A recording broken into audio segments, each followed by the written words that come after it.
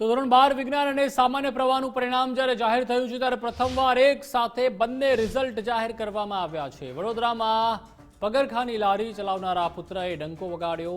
જયદીપ અગ્રવાલે સામાન્ય પ્રવાહમાં 94% માર્ક હાંસલ કર્યા। બે વિષય એકાઉન્ટ અને બીએમાં 100માંથી 100 માર્ક્સ મેળવ્યા। તો સ્ટેટિસ્ટિક્સ અને ઇકોનોમિક્સમાં 100માંથી 99 માર્ક્સ હાંસલ કર્યા છે। કુલ 700 માર્ક્સમાંથી 658 માર્ક જયદીપ લાવ્યો છે। પિતાને પગરખાની લારી પર જઈ તે મદદ પણ કરે છે। વડોદરાની ઉત્કર્ષ સ્કૂલમાં ધોરણ 12 કોમર્સમાં તે પ્રથમ ક્રમાંકે આવ્યો છે। મારા છોકરાના 94% અને 99.84 PR આવ્યું છે, એટલે મારી માટે બહુ જ ખુશીનો દિવસ છે। અને છોકરો બહુ મહેનત કરતો હતો। ઘણીવાર રાત્રે હું સૂઈ જતો હતો, પણ હું એને સવારે ઉઠતો હતો ત્યારે બી ભણતો। ક્યારે સૂતો તો મને નહીં ખબર, પણ બહુ મહેનત કરી અને ભગવાને એને જેવી મહેનત કરી એનું પરિણામ બહુ જ સારું મળ્યું। અને મેં સપને વિચાર્યું નહોતું કે 100માંથી 100 એ બહુ મારી માટે બહુ મહત્વની એ હોય છે।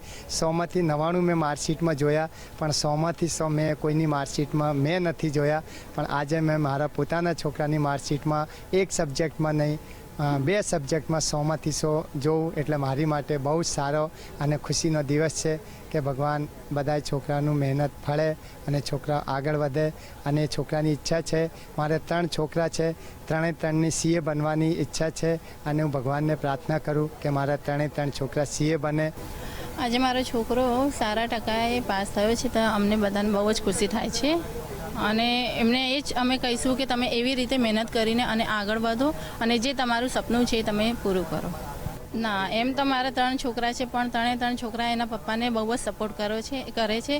એના પપ્પાને જે પણ એટલે મદદની જરૂર હોય તે ભણવાનું મૂકીને પણ એના પપ્પાને પહેલાં મદદ માટે દોડે છે। એમને ભણવાનું પણ ચાલુ રાખ્યું અને એના પપ્પાને મદદ પણ કરી છે, એટલે છોકરાઓ તો મારા બહુ સારા છે।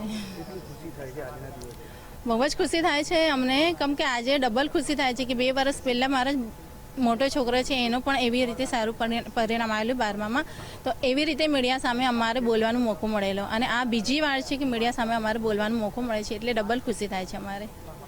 માતા પિતાની આર્થિક પરિસ્થિતિ પણ અમારી આમ ઠીક છે, તો પછી એ પ્રમાણે એને પણ ધ્યાનમાં રાખીને મેં સ્ટડી ઉપર પૂરેપૂરો ફોકસ કર્યું છે। આ વખતે ગુજરાતનું જે કોમર્સનું રિઝલ્ટ છે તે બ્રેક કરીને 91ની અરાઉન્ડિંગ આવ્યું છે, તો તે ગુજરાત માટે ખૂબ જ સારી વસ્તુ કહેવાય અને તેમાં મારા 94% મેળવ્યા છે મેં।